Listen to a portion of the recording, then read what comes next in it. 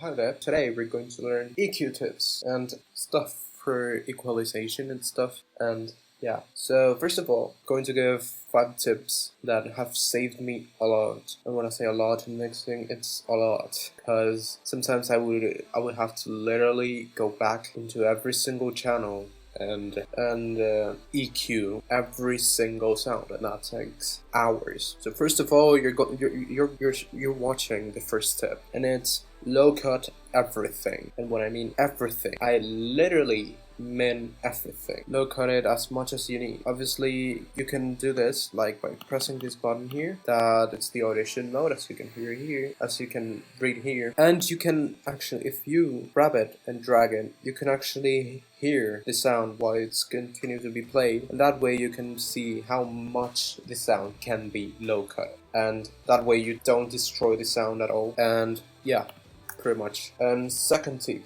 might be something that I have not seen everyone, like a lot of people talk about, and it's actually high cut. Like, you know, in every EQT video, you might say, oh, low cut, because if you have a lot of low end in your mix, then all that will add up, and the sub bass will not have enough space, or will start distorting, because everything is going to fight with it for some space. And just a curious thing is that the same thing happens in the high end. So let's say you're already have like a complete track, you have risers, you have filler sounds like, I don't know, white noise or stuff, you have claps, kicks, a lot of instruments, and you do the first tip, low cut. But what will happen? That in the moment that you play the thing, you might lose the hi-hats somewhere, and the hi-hats will not be hearable at all. Why is this happening? Because maybe you have too much high-end. That white noise, maybe it's too bright for the hi-hats to actually shine. Or maybe you might be losing a bit of the clap. You might be losing instruments that are maybe really high-end focused. Maybe you have like a really high violin or stuff, you know what I mean? And yeah, so by high cutting stuff that actually does not need that high end, you can actually get some more space in the high end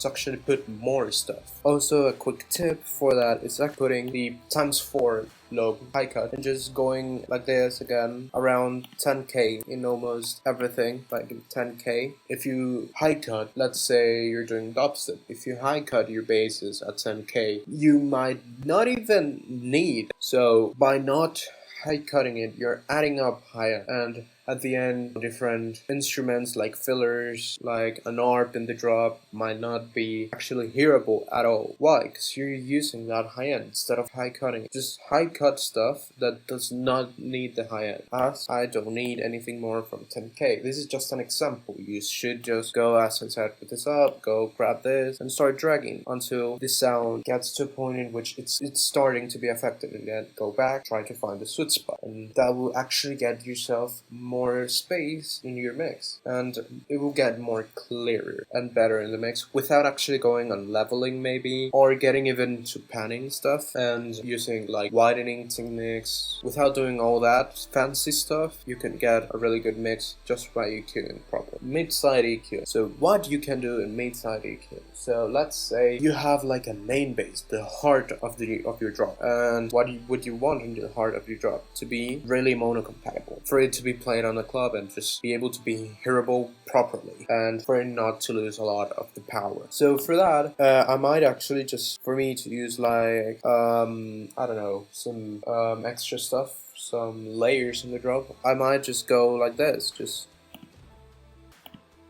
go like this in the main bass and just reduce the sides and leave the mono stuff there, completely there. Why? Because your layers would actually be more of a stereo layer than a mono layer. In that way, you're actually going to be giving the layer more space to breathe without actually clashing a lot with the mid bass. And same thing for other stuff. Maybe you have layers of claps. Maybe some clap has to go more stereo than others. Do the same thing. Or you have 2 layers of pianos. One piano has to go stereo than other. Why? Because by doing this, you're actually making more space in the stereo world for the pianos to breathe, and that will actually give you more space. Tip number 4, it's actually just some widening thing. So if you're on the widening team, like you want your stuff to be really wide, but you don't actually know what's widening wide, I'm going to explain to you. So wideness is basically any change in tone or timing in a sound. So if it changes in tone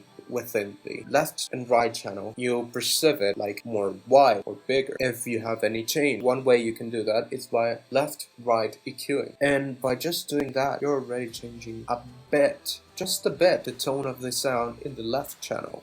That's also what it means. This is left, right, L, R. Same thing in the mid side EQ, M, S, mid side. And just by doing the same thing, let's say you don't want that under your right channel, you want to be it like this more or less. And by doing just this tiny variations that might not make the sound too different, you're already changing a bit the tone of your sound, just a bit, not much. And by doing that, you're getting a more wider sound without actually messing around with timing. Because if you widen with timing using the Haas effect, because the Haas effect has a lot of problems with phasing issues if you go too heavy on it. So be careful when you do mess a lot with the timing. Other things for EQing are overlapping frequencies. Yes, boys. So overlapping frequencies, this is something I can't do without explaining it with actual sounds, because I need you to actually hear it. And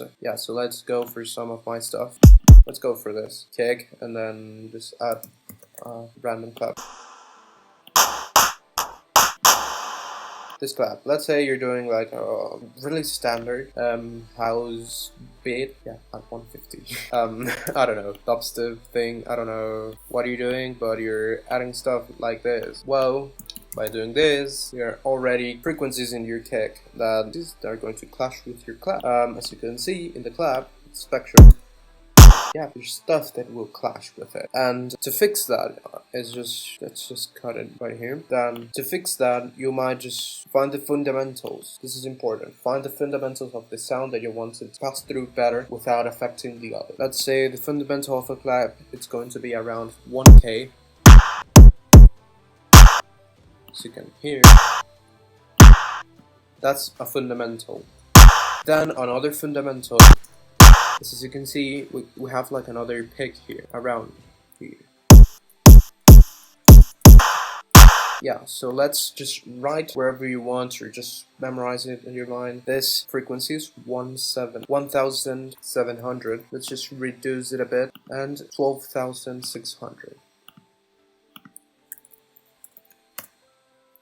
And just reduce it.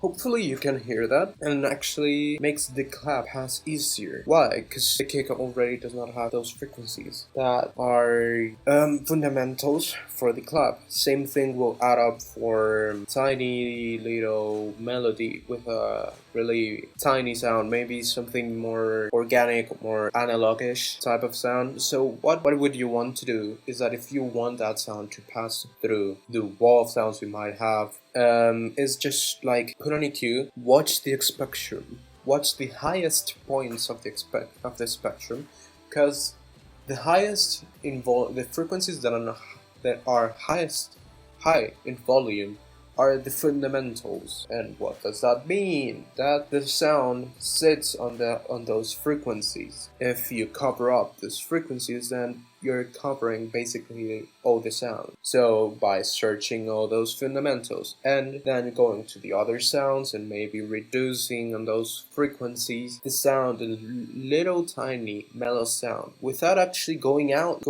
and putting a utility or in the mixer thing here, putting it louder, without doing anything of that, you could actually make the sound pop up more in the mix. And that's better, because louder, it's not better. I hope that's understandable. And yeah, so those are really cool tips that you could use in making your mixes better.